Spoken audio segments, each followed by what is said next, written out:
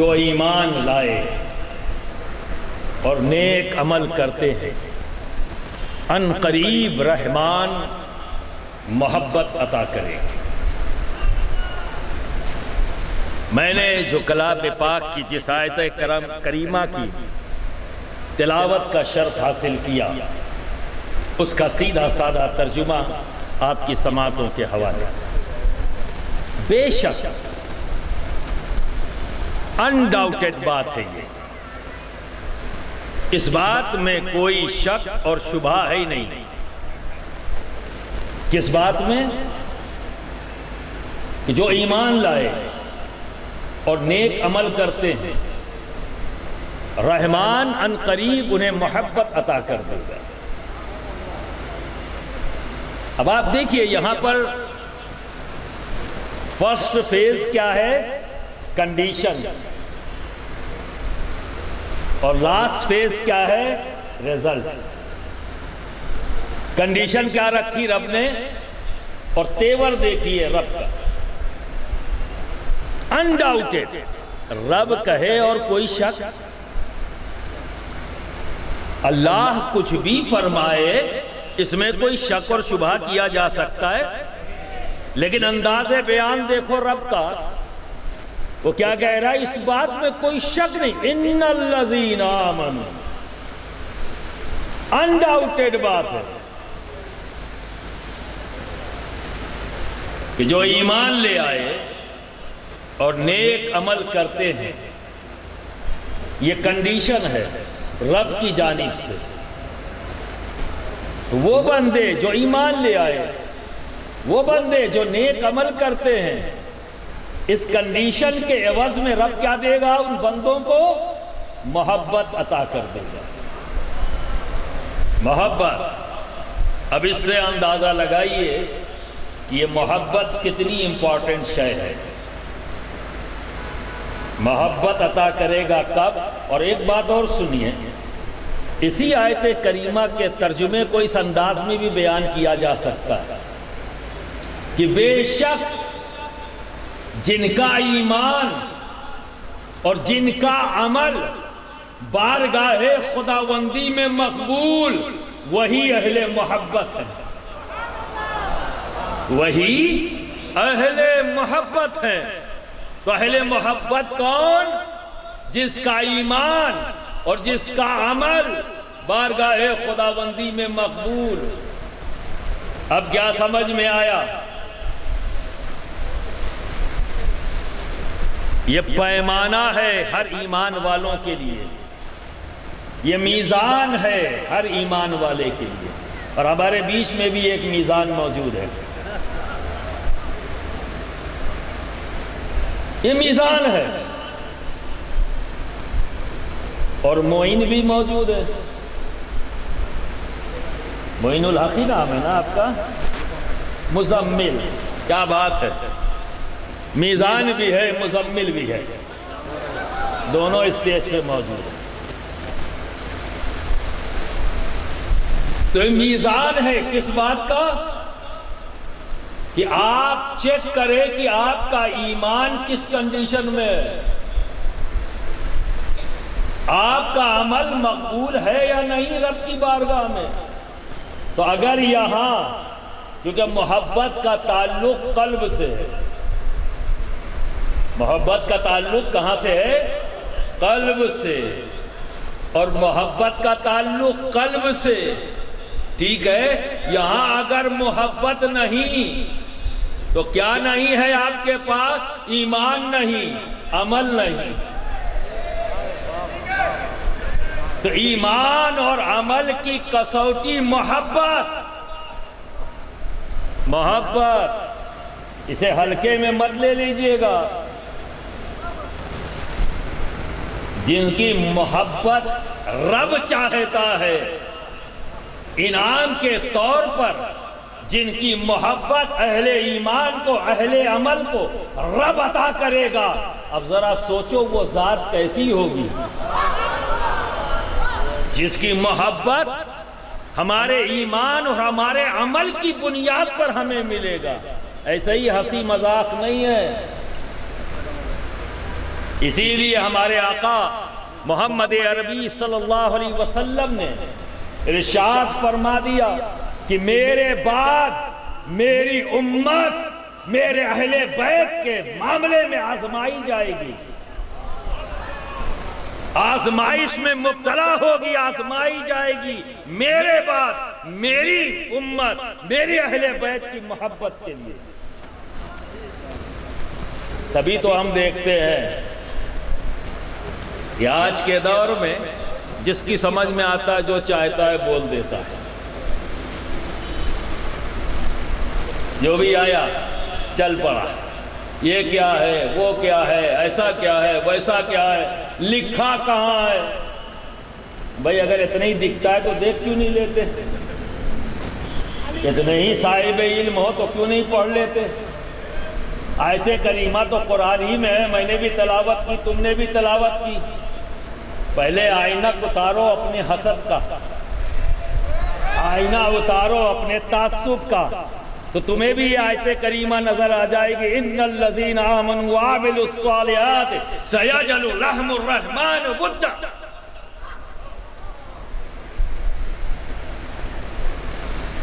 اور اس آیت کریمہ کے تعلق سے جب اماموں کے امام امام اعظم ابو حنیفہ جو ہم سب کے امام ہیں اور سینٹرل ایشیا کے اندر سب سے زیادہ جس امام کی تقلید ہوتی ہے، جس کے سب مقلد ہیں، وہ ہیں امام اعظم ابو حنیفہ۔ اسی لیے ہم حنفی کہلاتے ہیں۔ امام اعظم ابو حنیفہ کے امام، جن کی بارگاہ میں امام اعظم ابو حنیفہ بھی زانوئے ادب طے کرتے ہیں، اور جن کی بارگاہ کے تعلق سے امام اعظم ابو حنیفہ یہ فرمائیں کہ اگر مجھے زندگی نے 2 سال امام جعفر صادق کی صحبت کے عطا نہ کیے ہوتے تو نعمان ہلاک ہو جاتا۔ حضرت نعمان بن ثابت ہی کو امام اعظم ابو حنیفہ کے نام سے ہم جانتے ہیں۔ ہم حنفی ہیں، ہم ان کے مقلد ہیں، تو ہمارا امام کیا کہہ رہا ہے اپنے امام کے بارے میں، اپنے امام کے بارے میں، یعنی امام جعفر صادق کے بارے میں؟ تو فرماتے ہیں اگر میری زندگی میں 2 سال ان کی صحبت کے نہ ہوتے تو یہ نعمان ہلاک ہو جاتا، کچھ بھی نہ ہوتا۔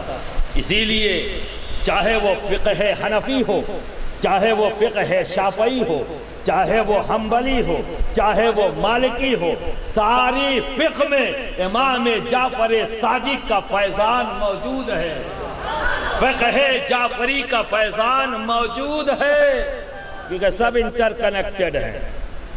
They are all interconnected by امام جعفر صادق رضی اللہ تعالی عنہ علیہ السلام۔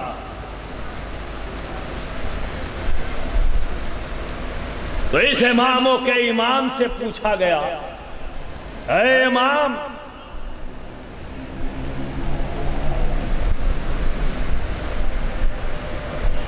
اللہ رب العزت کس کی محبت عطا کر دے گا؟ یہ امام جعفر صادق 2 آیت کریمہ کے تعلق سے پوچھا گیا اور دونوں کا جواب ایک ہی دیا۔ ایک آیت کریمہ وَاعْتَصِمُوا بِحَبْلِ اللَّهِ جَمِيعًا وَلَا تَفَرَّقُوا۔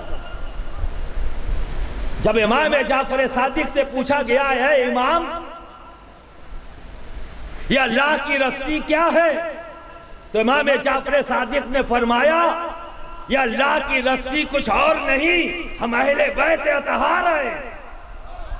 اللہ چاہتا ہے کہ اس کے بندے ہم اہل بیت اطہار کے دامن سے وابستہ ہو جائیں، پکڑ لیں مضبوطی سے، سب مل کر یونائٹ ہو کر، فکری طور پہ بھی اختلاف نہیں کرنا ہے، پکڑ لینا ہے مضبوطی سے۔ اور جب یہ پوچھا گیا اے امام یہ بتائیں کہ اللہ رب العزت کس کی محبت عطا کر دے گا، تو اور دیگر مفسرین نے بھی اس آیت کریمہ کی یہی تفسیر کی ہے. امام جعفر صادق فرماتے ہیں کہ اللہ رب العزت جس کی بارگاہ میں جس کا ایمان اور جس کا عمل مقبول ہوگا، اللہ رب العزت ایسے بندے کے قلب میں اہل بیت اطہار کی محبت پیدا کر دے گا.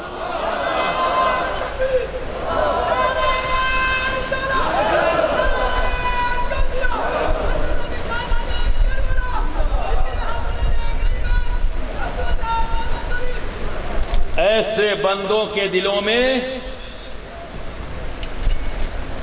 جن کے ایمان اور جن کا عمل بارگاہ خداوندی میں مقبول، رب تبارک و تعالی ایسے قلب میں اہل بیت اطہار کی محبت پیدا فرما دے گا.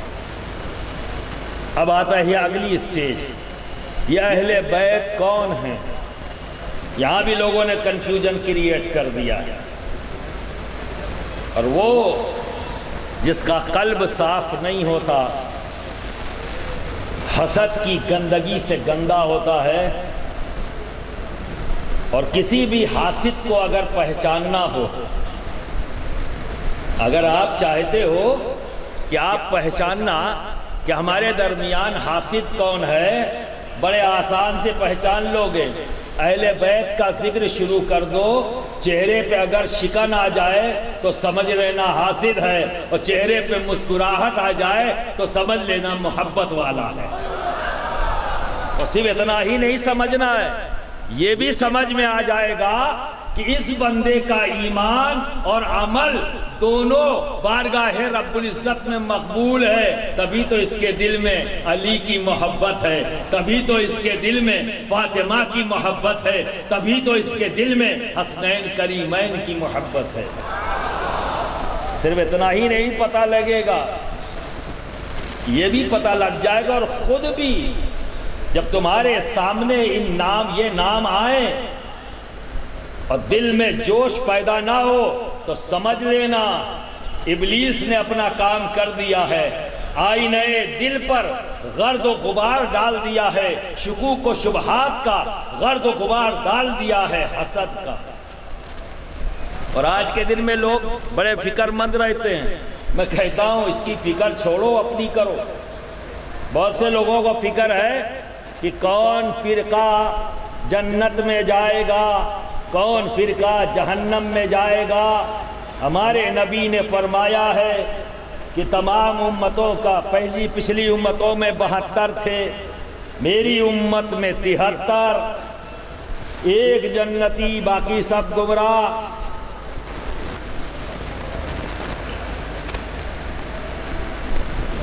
کون ہوگا وہ 72؟ کون ہوگا وہ 73؟ 72 73 کا پہاڑا پڑھ رہے ہیں. روزانہ کاؤنٹنگ ہو رہی ہے، اور اسی کاؤنٹنگ پہ سب کو دعویٰ ہے میں صحیح، وہ کہتا ہے میں صحیح، وہ کہتا ہے میں صحیح. اور صحیح اور غلط کا فیصلہ کون کر رہا ہے؟ جہاں یہ گڑبڑ ہے، شکوک و شبہات کی گندگی موجود ہے، اور وہی فیصلہ کر رہے ہیں کون صحیح کون غلط. آؤ میں اس کی بارگاہ میں لے چلوں جس کا تعلق گلشن فاطمہ سے ہے، یعنی حضرت وارث علی شاہ صاحب قبلہ رحمت اللہ تعالی علیہ. ایک صاحب ان کے پاس پہنچے تو کہا یا وارث پاک یہ بتائیں کہ 72 وہ فرقے کون سے ہیں جو جہنم میں جائیں گے، اور وہ 73واں فرقہ کون ہے جو جنت میں جائے گا؟ تو وارث پاک نے فرمایا حسد، اور پھر خاموش ہو گئے. کیا فرمایا؟ آپ لوگ سمجھ رہے ہیں میری بات کو؟ ہمار کتھا بجھے نا؟ ہاں تھوڑا تھوڑا بولے. کیا بولے؟ ایک ہی جواب دیا، حسد. لیکن وہ صاحب جو سوال کرنے آئے تھے وہ تو کاؤنٹنگ یاد کر کے آئے تھے، 72 73 72 73 کا. حضور سمجھ میں نہیں آیا یہ 72 کون ہوں گے 73 کون ہوں گے؟ کا جواب تو دے دیا، حسد کا حضور سمجھ میں نہیں آیا، کا اچھا حسد لکھ لو گے، کا جی کا لکھو۔ تو حسد میں 3 الفابیٹ ہیں، ہے، سین اور دال۔ عربی زبان میں، اردو زبان میں 3 الفابیٹ، ہے، سین اور دال کا لکھو۔ لکھا، انہوں نے کہا ہے لکھ لیا حضرت، کہا اچھا ٹھیک لکھ لیا، اب اس کے نمبر لکھو، کیونکہ ہر عدد الف سے یہ کر یہ تک ہر الفابیٹ کی ایک نیومریکل ویلو ہے۔ کیا ہے؟ Numerical value. تو اس کی ہے کی نیومریکل ویلو کتنی ہے؟ 8۔ سین کی نیومریکل ویلو کتنی ہے؟ 60۔ اور دال کی نیومریکل ویلو کتنی ہے؟ 4 یعنی 4۔ 8، 60، 4، اسے جوڑ دو، اسے جوڑو، کتنا بنا؟ 60 اور 8 کو جوڑو گے کتنا ہوا؟ 68۔ اور 68 پلس 4 کتنا ہوا؟ 72۔ یہی تو بتا رہے ہیں حسد، اور حسد ایمان کھا جاتی ہے، حسد ایمان کھا جاتی ہے۔ تو جب ایمان نہیں تو جنت کی خوشبو بھی نہیں ملے گی، جنت جانا تو بڑی دور کی بات ہے، کیونکہ ایمان، حسد ایمان کو کھا جاتی، جب ایمان ہی نہیں تو جنت کا کلیم کہاں؟ شامت اعمال کی بنیاد پر اگر کوئی جہنم میں چلا بھی گیا تو ایک دن اسے جنت میں آنا ہے، کیونکہ ایمان ہے، ایمان ہے، تو ایمان کے بدولت وہ واپس آئے گا۔ لیکن اگر ایمان ہی نہیں رہا تو جائے گا کیسے؟ اتنی خطرناک چیز ہے حسد، اور اسی کے لیے امت آزمائی جائے گی، کیونکہ حسد پیدا ہوگی، حسد پیدا ہوگی۔ نبی کریم صلی اللہ علیہ وسلم اور مولا علی ساتھ میں بازار سے گزر رہے ہیں کہ اچانک نبی رونے لگے، نبی رونے لگے۔ اور جب مولا علی نے پوچھا یا رسول اللہ رونے کی وجہ، تو فرمایا تم سے لوگ بہت حسد کریں گے، تم سے لوگ بہت حسد کریں گے۔ کس سے حسد کر رہے ہیں؟ علی سے، بغیر جانے۔ علی جو اہل بیت سے ہے، علی جو نبی کے بھائی بھی ہیں، علی جو نبی کے داماد بھی ہیں، علی جو نبی کے وصی بھی ہیں، علی جو نبی کے علم کے وارث ہیں، وہ علی جس کے مناقب و فضائل میں بے شمار حدیثیں، کسی بھی صحابی کے لیے اتنی حدیثیں موجود نہیں جتنی علی کے لیے نبی نے فرمائی ہے، اور کسی بھی صحابی کے لیے اتنی آیتیں قرآن میں نہیں جتنی آیتیں علی کے لیے۔ ایسی ذات سے حسد، ایسی ذات سے حسد۔ جانو علی کون ہے؟ علی فقط نام نہیں، علی اپنے نام میں ہی اس میں بامسمہ ہے۔ علی بہتر، علی کا معنی کیا ہے؟ بہتر۔ علی کا معنی کیا ہے؟ اعلیٰ، بہتر ترین، اس کے جیسا نہیں۔ یہ ہے علی، یہ ہے علی، اور ثابت کرو کیا ہے علی؟ علی کہ جیسے بیٹے دنیا میں ہیں کسی کے؟ ہیں علی کے جیسے بیٹے دنیا میں کسی کے؟ ارے علی کے بیٹے وہ ہیں جنہیں ہمارا نبی اپنا بیٹا کہتا ہے۔ علی کے بیٹے وہ ہیں جو تمام نوجوانان جنت کے سردار ہیں۔ علی کے بیٹے وہ ہیں کہ جب آپس میں بچپن میں کشتی کا مقابلہ نبی کراتے تھے تاکہ یہ بچے جسمانی طور پر مضبوط ہوں، اور عرب کا یہ شوق تھا، جسمانی کثرت کا ہونا یہ شوق میں شامل تھا، وہ ان کے کلچر کا ایک پارٹ تھا۔ تو دونوں بھائیوں کو مولا سرکار دو عالم صلی اللہ علیہ وسلم نے کمپٹیشن کرایا۔ دونوں بھائی آپس میں پیترے لگا رہے ہیں، دونوں ہی ایک ساتھ ایک ہی جیسے داؤں لگا رہے ہیں۔ اب جب کھیل ختم ہو گیا، نبی پریشان ہیں کہ انعام کس کو دوں، انعام کس کو دوں؟ اگر حسن کو انعام دیتا ہوں تو حسین کا دل دکھتا ہے، اور اگر حسین کو انعام دیتا ہوں تو حسن کا دل دکھتا ہے۔ سرکار دو عالم صلی اللہ علیہ وسلم اسی پشو پیش میں ہے کہ جبریل امی کو رب نے بھیج دیا، رب نے بھیج دیا، اے حبیب پشو پیش میں مت پھنسو، صرف سیب کو ہی اچھال دو۔ جب لوٹا سیب تو برابر دو حصوں میں، ایک حصہ امام حسن کو، ایک حصہ امام حسین کو، ذرا سا بھی فرق نہیں، کیونکہ ڈیوائیڈ کرنے والا ہمارا رب ہے، ڈیوائیڈ کرنے والا ہمارا رب ہے۔ کوئی ایسے بیٹے، کسی باپ کے ایسے بیٹے دنیا میں ہے کیا؟ اور اس کے بیٹے، علی کے بیٹے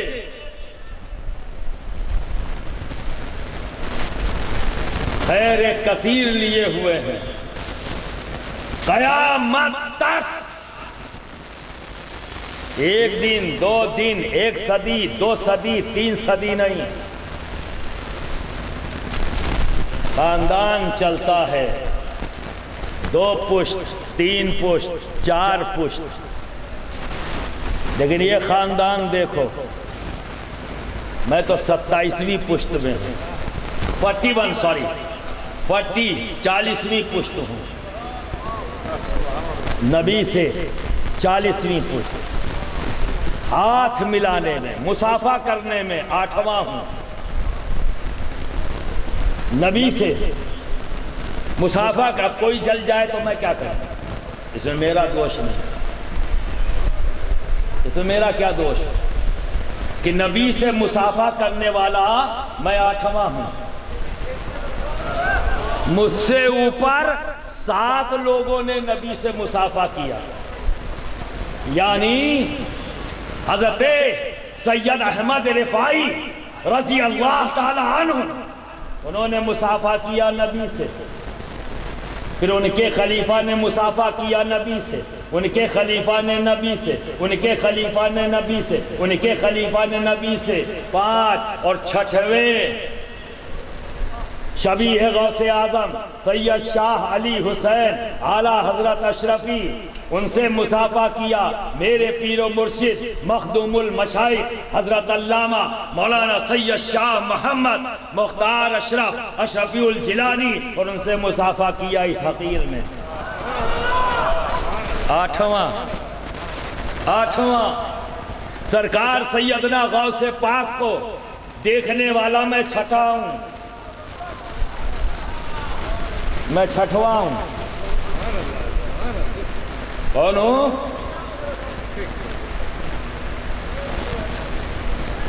ہاں 6 تو یاد ہے نا، تو غوث پاک کے دیکھنے والی 6 میں ہوں۔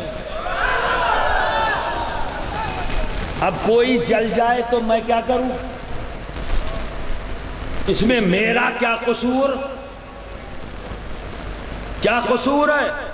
یہ تو صرف رب کا فضل ہے، یہ فضل ربی ہے، یہ میری چوائس نہیں، یہ رب نے فضل کیا، تو یہ مجھ سے چڑھنا نہیں ہے، رب کے فضل سے چڑھنا ہے، اور رب کے فضل سے چڑھنے والا پھر بھی انتظار کرے کہ مجھے جنت ملے گی، اب اس سے بڑا بیوقوف تو دنیا میں کوئی دوسرا ہو نہیں سکتا۔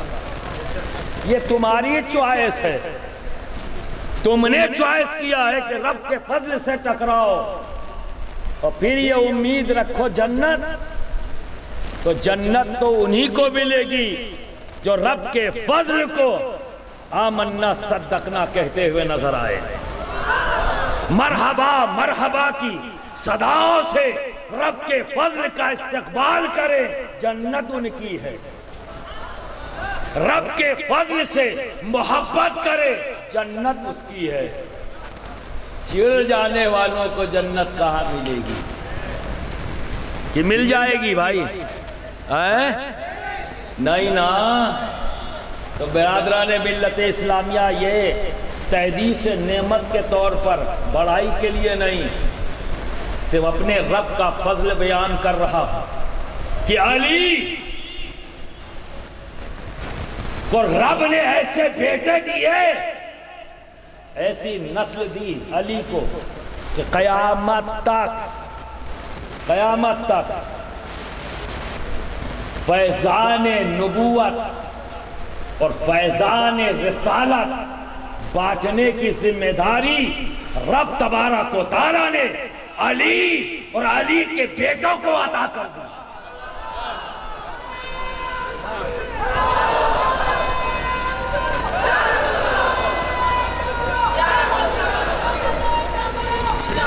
ذرا اندازہ کرو، تھوڑا سا بیک گراؤنڈ میں لے جاؤں گا پھر اور آسانی سے سمجھ میں آئے گا۔ حضرت آدم سے لے کر نبی کریم صلی اللہ علیہ وسلم تک جتنے نبی آئے، اللہ نے کیوں بھیجا؟ اللہ نے اس لیے بھیجا کہ جب امت گمراہ ہو گئی، نبی نے اپنا کام کیا، صراط مستقیم پر چلایا اور اللہ کی تعلیمات سے بندوں کو آگاہ کر دیا، اور جب کام مکمل ہو گیا تو اللہ کی طرف سے آئے تھے، اللہ کی طرف واپس چلے گئے۔ پھر کچھ دنوں کے بعد شیطان لعین نے اپنا کام شروع کیا، اور جب امت بکھر گئی، صراط مستقیم سے ہٹ گئی، تو رب تبارک و تعالیٰ نے پھر نبی بھیجا۔ اس طرح سے 1,24,000 نبی، رسول اور پیغمبر دنیا میں تشریف لے آئے۔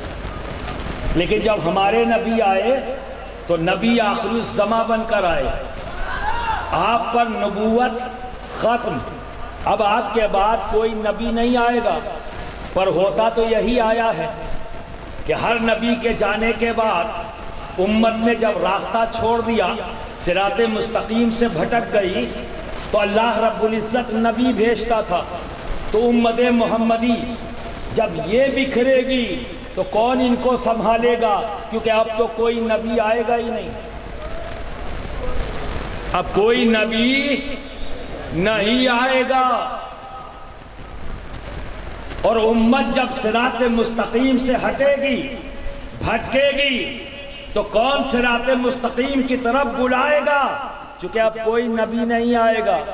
تو یہ سوال جب نبی سے کیا گیا کہ یا رسول اللہ، آپ آخری نبی ہیں، آپ کے بعد کوئی نبی نہیں آئے گا، اور پھر یہ امت جب بکھرے گی، شیطان کے بہکاوے میں آئے گی، صراط مستقیم سے بھٹکے گی، تو اس امت کو راہ راست پر کون لائے گا؟